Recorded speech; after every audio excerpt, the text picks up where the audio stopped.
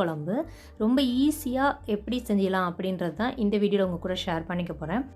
இப்போ நம்ம வைக்க போகிறது என்ன அப்படின்னா நெத்திலி மீன் குழம்பு. இதை எப்படி பண்ணலான்றதை பார்க்கலாம். ஃபஸ்ட்டு கடாய் வச்சு நல்லா காஞ்ச உடனே நம்மளுக்கு தேவையான அளவுக்கு எண்ணெய் ஊற்றிக்கலாம். எண்ணெய் பார்த்திங்கன்னா நான் கொஞ்சம் அதிகமாகவே ஊற்றிருக்கேன், அப்போ தான் குழம்பு நல்லா டேஸ்ட்டாக இருக்கும். அதனால் இப்போ பார்த்திங்க அப்படின்னா ஒரு அரை டீஸ்பூன் அளவுக்கு வந்து கடுகு உளுந்தம்பருப்பு போட்டு தாளிச்சிக்கலாம்.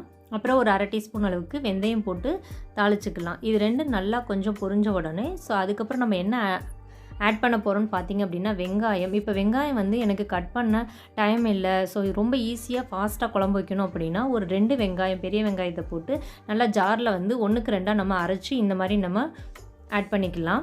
ஸோ இந்த மாதிரி நம்ம அரைச்சி ஆட் பண்ணிக்கும்போது நம்மளுக்கு டைமும் ரொம்பவே சேவ் ஆகும், அதே மாதிரி குழம்பும் நல்லா டேஸ்ட்டாக இருக்கும். ஸோ ஈஸியாக பண்ணிடலாம் இந்த குழம்பு. ஸோ கண்டிப்பாக இந்த மாதிரி ட்ரை பண்ணி பாருங்கள். இப்போ வந்து வெங்காயம் வந்து நல்லா வதங்கட்டும். ஸோ நல்லா வதங்கினதுக்கப்புறம் நம்ம அடுத்து தக்காளி எப்படி ஆட் பண்ணிக்க போகிறோம் அப்படின்னா இதே மாதிரி தான் நம்ம தக்காளியை வந்து அரைச்சி ஆட் பண்ணிக்கலாம். ஏன்னா அப்போ தான் வந்து ரொம்ப சீக்கிரமாக வந்து சமையல் வேலையும் முடியும், அதே மாதிரி நல்லாவும் டேஸ்ட்டாகவும் இருக்கும். இப்போ வெங்காயம் நல்லா வதங்கினதுக்கப்புறம் தக்காளி வந்து நான் ஒரு 2 தக்காளி எடுத்து இதில் வந்து மிக்ஸ் ஜாரில் போட்டு நல்லா அரைச்சி இதில் ஆட் பண்ணிக்க போகிறேன். வெங்காயம் வந்து இந்தளவுக்கு ஓரளவுக்கு நல்லா வதங்கினதுக்கப்புறம் நம்ம தக்காளி இதில் வந்து அரைச்சி ஆட் பண்ணிக்கலாம். இப்போ தக்காளி 2 தக்காளி வந்து நல்லா அரைச்சி இதில் வந்து ஆட் பண்ணிக்கிட்டேன். சும்மா வந்து ரொம்ப மையாக அரைக்காமல் 1க்கு 2 பதமாக அரைச்சி விட்டால் கூட போதும். ஸோ இப்போ இதை வந்து நல்லா மிக்ஸ் பண்ணி விட்டுக்கலாம். இப்போ வெங்காயமும் தக்காளியும் வந்து நல்லா வதங்கணும். வதங்கினா தான் அந்த டேஸ்ட் ரொம்பவே நல்லாயிருக்கும். இப்போ நம்ம எண்ணெய் இதில் நல்லா நிறைய ஊற்றிருக்கனால ஸோ வெங்காயம் தக்காளியும் நல்லா சுருள வதங்கும்போது ரொம்பவே நல்லா டேஸ்ட்டாக இருக்கும். இப்போ இது நல்லா வந்து வதங்கினதுக்கப்புறம் இதில் நம்ம என்ன ஆட் பண்ணிக்க போகிறோம் அப்படின்னா ரொம்பவே ஈஸியாக இருக்கும். இந்த மாதிரி ஸ்டெப்ஸ் வந்து ஃபாலோ பண்ணி பாருங்கள்.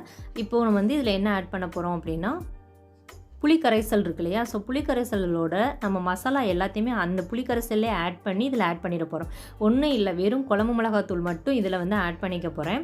குழம்பு மிளகாத்தூளை மட்டும் அந்த புளிக்கரைசலில் நல்லா மிக்ஸ் பண்ணி விட்டுட்டு கொஞ்சோண்டு தேவையான அளவுக்கு உப்பு லைட்டாக ஆட் பண்ணி விட்டுட்டு ஆட் பண்ண போகிறேன். அவ்வளோதான், வேறு எதுவுமே இதில் ஆட் பண்ணலை. இப்போ பாருங்கள் வெங்காயம் தக்காளி நல்லா வதங்கிடுச்சு. இப்போ இந்த புளிக்கரைசல் தண்ணியை வந்து அதாவது மசாலாவும் சேர்த்துருக்க தண்ணியை வந்து அப்படியே ஆட் பண்ணிக்கலாம். ஆட் பண்ணிவிட்டு நல்லா மிக்ஸ் பண்ணி விட்டுக்கலாம். நல்லா கொதிக்கட்டும். கொதிச்சதுக்கப்புறம் தான் நம்ம வந்து இதில் வந்து மீனை வந்து ஆட் பண்ண போகிறோம்.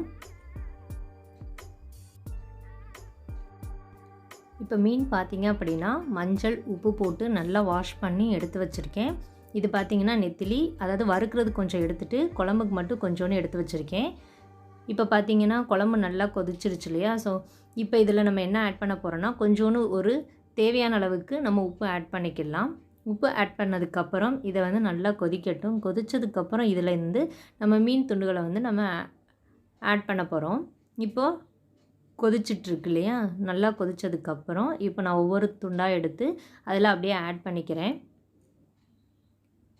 அவ்வளோதான். மீன் வந்து ஆட் பண்ணதுக்கப்புறம் ஒரு 10 நிமிஷம் சிம்மில் வச்சு நம்ம லைட்டாக கொதிக்க விட்டால் போதும், மீனும் வெந்துடும். ஸோ குழம்பு ரொம்பவே டேஸ்ட்டாக இருக்கும். ரொம்ப ஈஸியாகவும் நம்ம ரெடி பண்ணிடலாம்.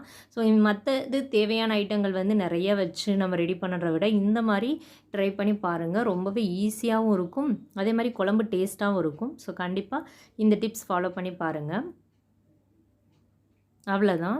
ஸோ இப்போ மீன் துண்டு எல்லாமே ஆட் பண்ணதுக்கப்புறம் அப்படியே ஒரு 10 நிமிஷம் அப்படியே வந்து சிம்மில் வச்சு மூடி வச்சு விட்டுறலாம்.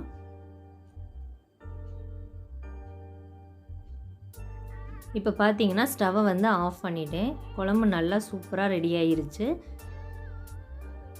ஸோ இப்போ எல்லாம் வந்து உப்பு காரம் எல்லாமே டேஸ்ட்டு பார்த்தோன்னா ரொம்பவே கரெக்டாக இருக்குது. எல்லாமே குழம்பும் நல்லா டேஸ்ட்டாகவும் இருக்குது. ஸோ கண்டிப்பாக இந்த மாதிரி ட்ரை பண்ணி பாருங்கள். ரொம்ப ஈஸியாகவும் இருக்கும், அதே மாதிரி நல்லா டேஸ்ட்டாகவும் இருக்கும். இப்போ வந்து இது கூட நம்ம ஒன்று சின்ன டிப்ஸ் சொல்கிறேன். என்ன அப்படின்னா நம்ம மீன் வந்து பொரிப்போம் இல்லையா, அந்த மசாலா எண்ணெய் வந்து கடைசியில் இருக்குது இந்த குழம்பு தூளில் வந்து குழம்புல வந்து நம்ம ஆட் பண்ணோம் அப்படின்னா ரொம்பவே டேஸ்ட்டாக இருக்கும். அந்த தூளோடு சேர்ந்து குழம்பு வந்து இன்னும் அந்த டேஸ்ட்டு கொடுக்கும். கண்டிப்பாக ட்ரை பண்ணி பாருங்கள். ஓகே ஃப்ரெண்ட்ஸ், இந்த வீடியோ கண்டிப்பாக பிடிச்சிருக்குன்னு நினைக்கிறேன். இந்த வீடியோ பிடிச்சிருக்கு அப்படின்னா மறக்காமல் நம்ம சேனலை சப்ஸ்கிரைப் பண்ணிக்கோங்க. அப்படியே பக்கத்தில் இருக்க அந்த பெல் பட்டனையும் கிளிக் பண்ணிக்கோங்க. அப்போ தான் நான் போடுற எல்லா வீடியோவும் உங்களுக்கு உடனுக்குடனும். Okay friends, thank you. Thanks for வாட்சிங்.